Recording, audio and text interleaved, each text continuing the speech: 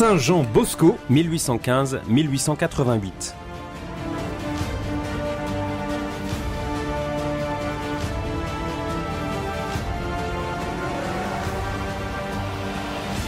Fêté le 31 janvier, prêtre et pédagogue hors pair, Saint Jean Bosco a dit « L'affection fait la confiance et la confiance fait l'éducation ».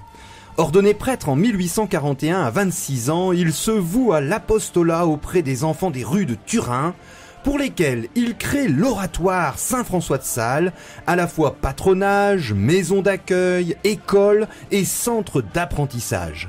Pour s'occuper d'eux, il fonde la congrégation religieuse des Salésiens et celle des filles de Marie Auxiliatrice. De tempérament amoureux et mystique, Don Bosco, c'est aussi le grand priant qui lit dans les cœurs. Son discernement en fait d'ailleurs le patron de la jeunesse. Il met au point sa méthode pédagogique appelée système préventif, basé sur la raison, la religion et l'affection.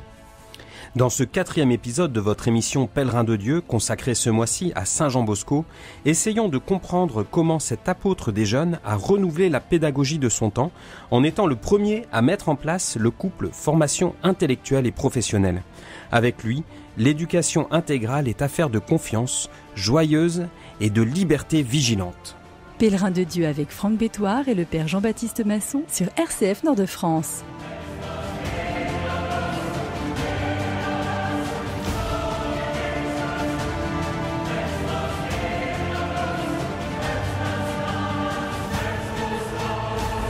Nous sommes en Italie, au milieu du 19e siècle, c'est l'âge d'or de l'oratoire, les années 1850-1860. Cet oratoire, c'est la fondation d'un saint prêtre de Turin qui, lors de notre précédente émission, a connu des péripéties, des conflits avec son évêque, mais a réussi à fonder une œuvre tout à fait exceptionnelle, un patronage les dimanches et les jours fériés, avec chaque soir des cours du soir justement, un foyer ouvert en 1847 pour de jeunes apprentis et des jeunes travailleurs, et puis en 1850 pour des étudiants futurs prêtres de familles pauvres, qu'on a appelé la maison adjointe au patronage. Et les garçons de ces deux groupes sont 36 en 1852, 200 en 1857 et environ 600 en 1861. On est passé de 36 à 600. Il y a un succès absolument extraordinaire. Saint Jean Bosco veut offrir un projet de sainteté aux jeunes, articulé autour de 3 piliers. Un manuel de vie chrétienne, 3 vies de jeunes adolescents de son oratoire, Saint Dominique Savio, François Bessoucault et Michel Magone.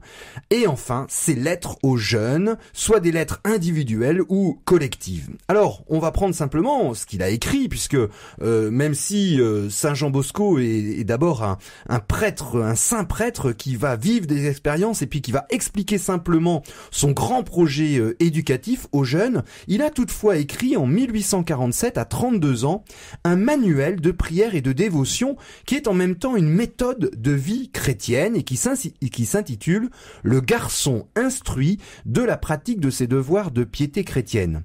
Alors c'est un livre de 350 pages qui deviendra 520 pages pour l'édition de 1885 et qui connaît également un succès extraordinaire, plus d'1 million d'exemplaires pour les éditions italiennes du vivant même de Don Bosco qui meurt en 1888.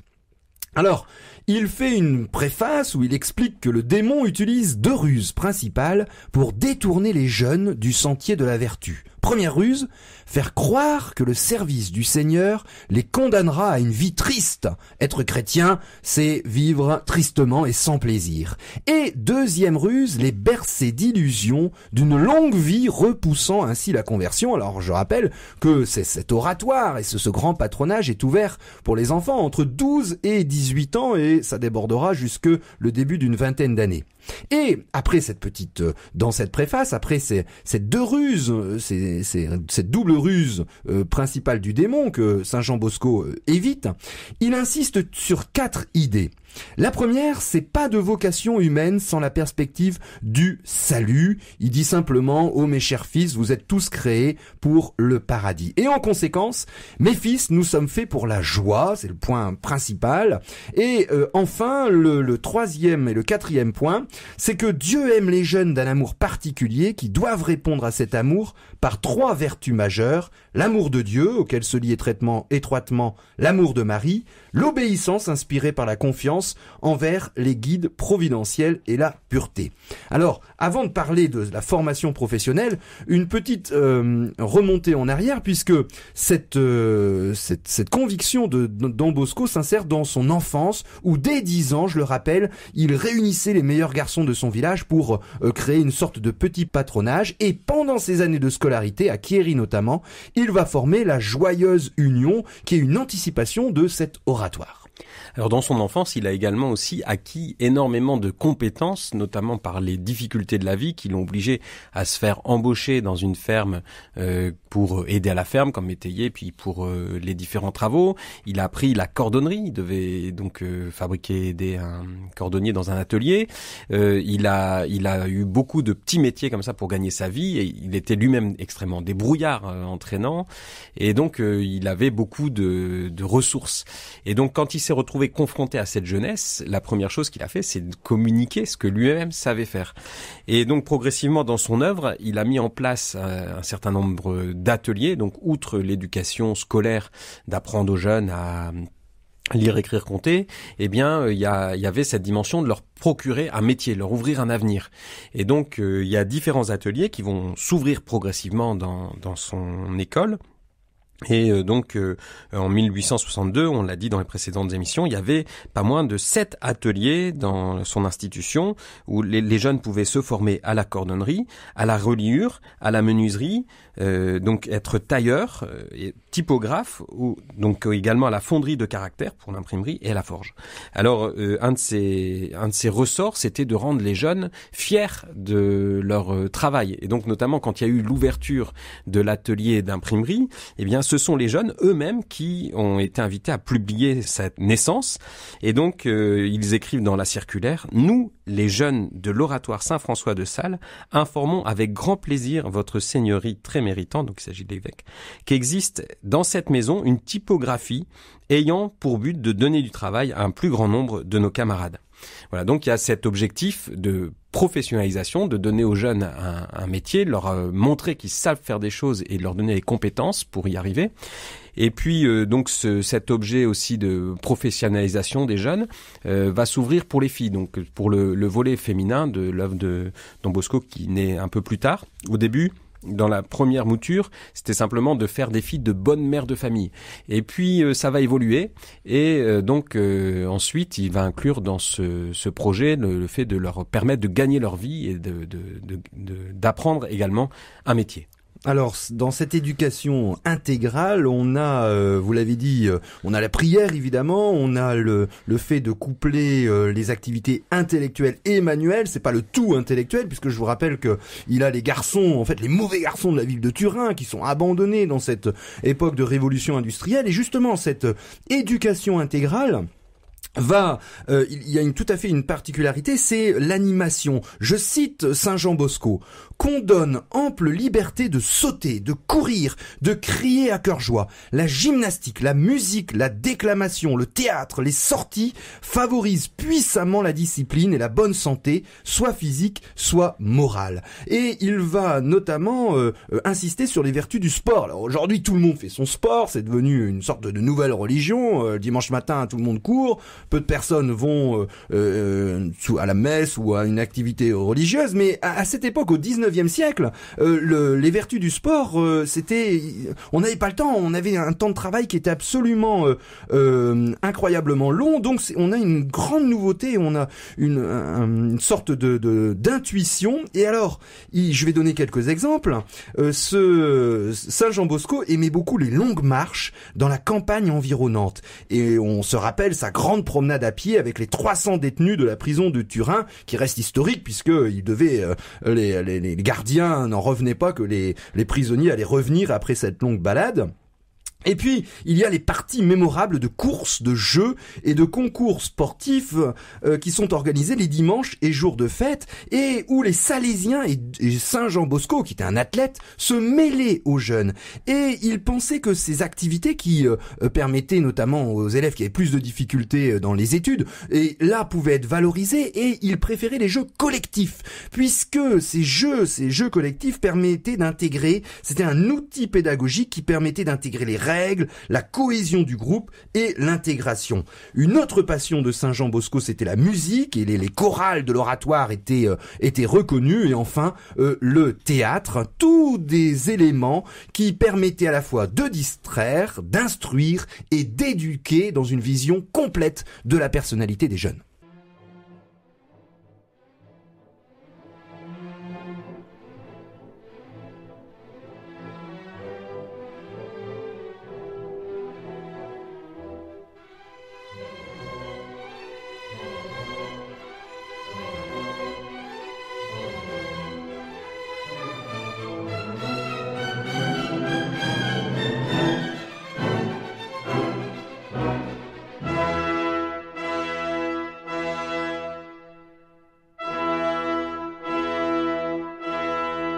Pèlerin de Dieu sur RCF Nord-de-France.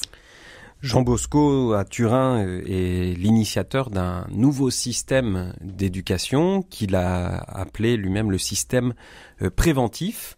Et donc, on va voir un peu ce qu'il met derrière ce mot de système préventif. Et donc, d'abord, la première chose dont il faut prendre conscience, c'est que cette jeunesse à laquelle il s'adresse, c'est une jeunesse qui fait peur.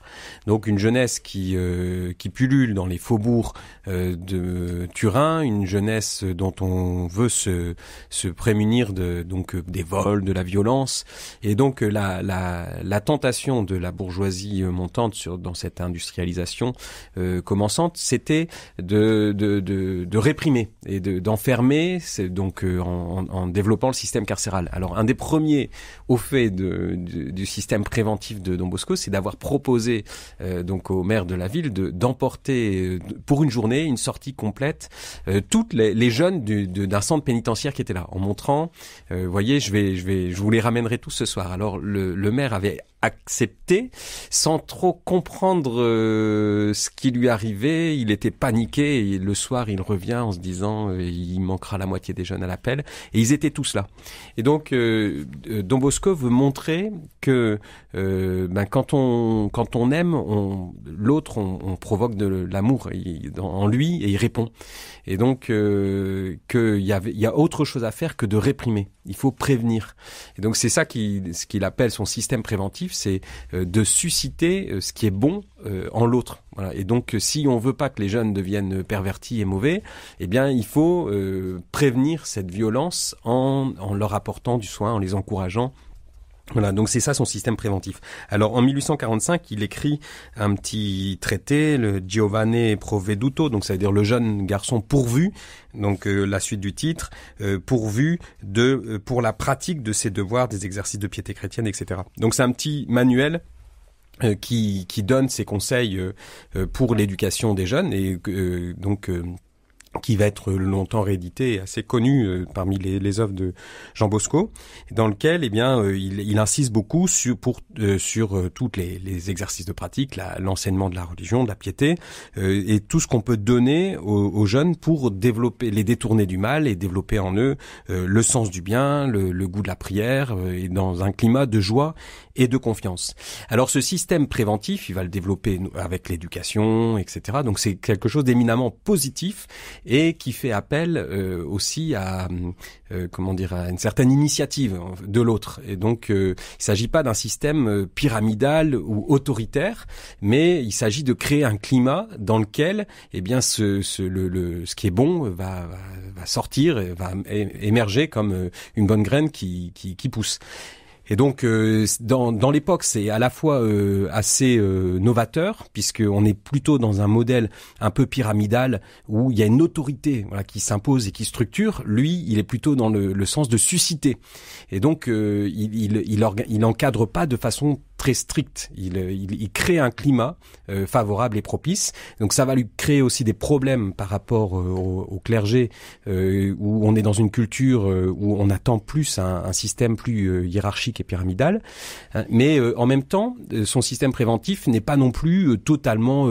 c'est un système un peu contre-révolutionnaire au sens où le but, c'est quand même de garder une société, justement de créer une contre-révolution au sens d'une révolution anticléricale et hostile à l'Église.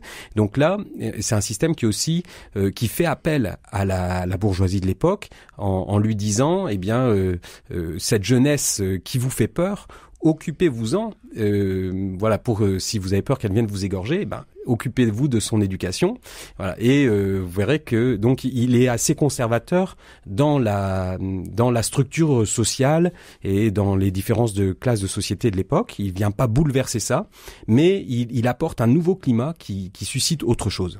Alors ce climat provient également d'une approche globale de l'éducation qui s'appuie sur, vous l'avez dit, son système éducatif qui repose sur un triptyque, c'est-à-dire 3 piliers, la paroisse, l'école et la famille. Et on a comparé ce système de l'oratoire à des serres chaudes, parce qu'en fait, Don Bosco réunissait tout. C'était la paroisse, c'était l'école et puis c'était la famille, puisqu'il y en avait beaucoup qui étaient sans famille, justement. Et à l'intérieur de ces jeunes, vous imaginez plusieurs centaines, 600 au début des années 1860.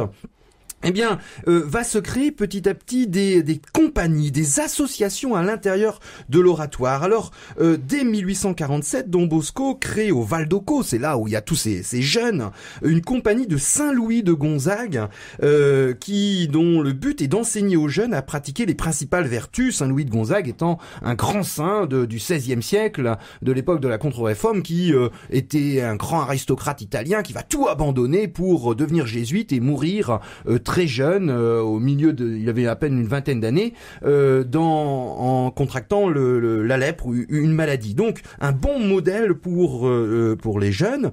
Il va également développer une conférence de Saint-Vincent de Paul pour que les jeunes des plus pauvres s'occupent également de l'éducation, des travaux scolaires et des problèmes matériels entre eux. Et puis la proclamation du dogme de l'Immaculée Conception en 1854 touche profondément le jeune Saint Dominique Savio, dont on reparlera, qui fonde la Compagnie de l'Immaculée. Et cette compagnie, c'est absolument extraordinaire parce qu'en quelques mois, elle va complètement changer l'atmosphère du Val d'Occo et puis de l'ensemble de l'oratoire. Enfin, une dernière compagnie, la Compagnie du Saint-Sacrement, qui a pour but de développer le culte de l'Eucharistie parmi les jeunes. Il n'y a pas de menace ni de fouet. C'est une éducation préventive, mais dans la grande liberté, le Saint Jean Bosco explique qu'il y a un bon père qui les aime et qui, avec la possibilité de décharger tout ce qui ne va pas dans le confessionnal et de trouver cette force spirituelle avec l'Eucharistie. Alors, le but de Don Bosco, il faut bien le redire, ça n'est pas l'éducation des jeunes. C'est le salut de leurs âmes. Et donc, il veut que ces enfants puissent connaître Dieu, soient gagnés par l'amour du Christ. Et le but, c'est le salut des âmes. Donc, dans les maisons alors bien sûr, ça se fait dans un immense respect et un grand amour des jeunes, et avec des moyens pédagogiques exceptionnels et excellents pour cette jeunesse. Mais donc, le but, lui, dans son cœur de pasteur, ce qu'il veut, c'est guider leurs âmes vers Dieu et les gagner à la vie éternelle. Donc, dans les maisons salésiennes, on parle beaucoup de la vie après la mort et la manière de se préparer. Alors, la mort à l'époque de Don Bosco, dans ce 19e, c'est quelque chose aussi qui peut encore, comme aujourd'hui, peut-être moins fréquemment, mais aujourd'hui toujours, survenir à n'importe quel moment. Et donc, un de ses soucis, c'est de les préparer à cela et donc de purifier leur âme, de les guider vers Dieu par le moyen essentiel de la joie. On y reviendra avec Dominique Savio. Et donc, ce qu'il propose à travers tout cela, c'est un chemin de sainteté simple et adapté aux jeunes. Et c'est ce qui va toucher Dominique Savio quand il rentrera dans l'oratoire, c'est de voir que cette sainteté lui est accessible.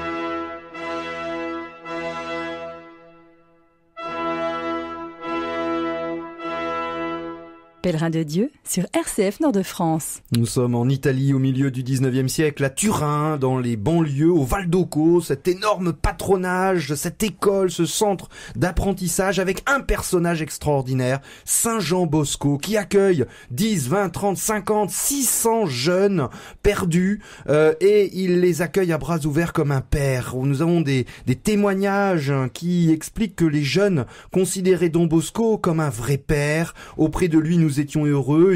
Il va dans la ville, il a un chapelet dans sa main ou alors des bonbons. Il trouve un jeune désœuvré qui est tout seul et puis il l'invite à l'oratoire. Et là, avec maman Marguerite, sa mère, qu'il a fait appeler de sa campagne du Piémont, il s'occupe, il donne tout, 100% de son temps pour ces jeunes. Et puis il y a cette belle image pour vous montrer à quel point cette paternité de Don Bosco n'était pas feinte. C'est pas une posture.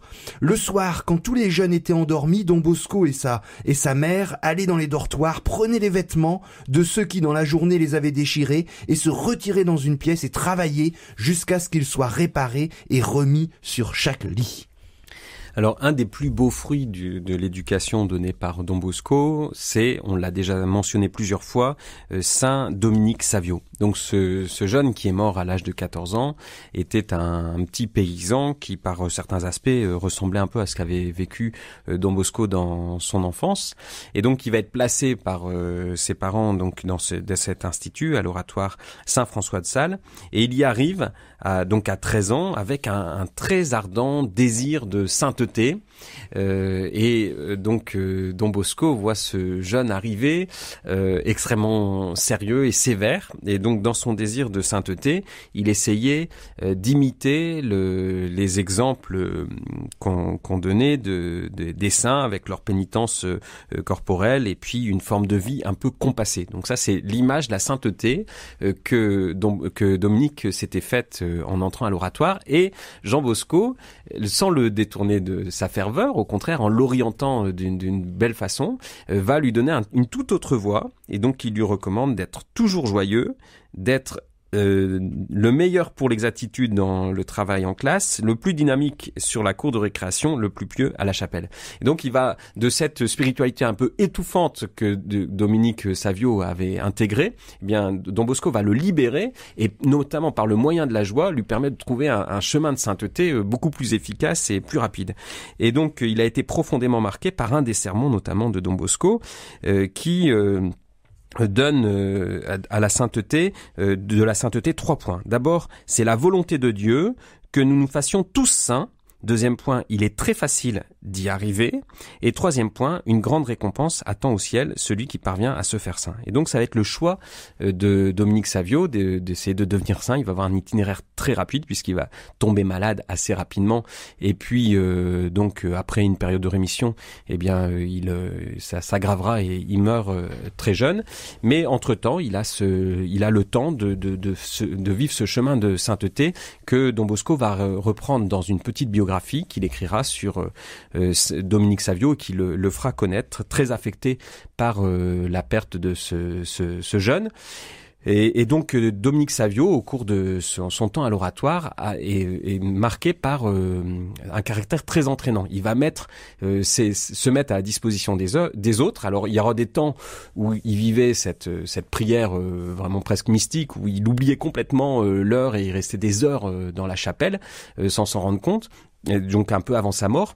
Mais auparavant, donc c'est à lui qu'on peut confier un jeune plus en difficulté, un jeune plus enfermé sur lui-même. Il avait le don de le sortir de lui-même et de l'entraîner dans la joie. Et il va fonder, comme on l'a mentionné, avec quelques amis, la Compagnie de l'Immaculée pour entraîner sur le même chemin de la sainteté et veiller à ce que cet esprit se répande dans toute la maison. Alors on jugera l'arbre à ses fruits, et Saint Jean Bosco a comme fruit ce Saint Dominique Savio, cette exceptionnelle figure de sainteté, mais il n'est pas le seul Il va raconter et écrire 3 biographies. C'est là où il excellait, Saint Jean Bosco, c'est en racontant les cheminements personnels concrets. On a conservé 3 biographies de lui d'adolescent de son oratoire, Saint Dominique Savio, mais aussi François Bessouko et Michel Magone, tous les 3 de familles pauvres, de familles des campagnes, avec 3 chefs-d'œuvre de biographies qui, avec chacun leur personnalité, et qui permettent finalement à tous les jeunes de voir une sorte d'ascenseur, de route qui est difficile, mais qui mène finalement en plein ciel.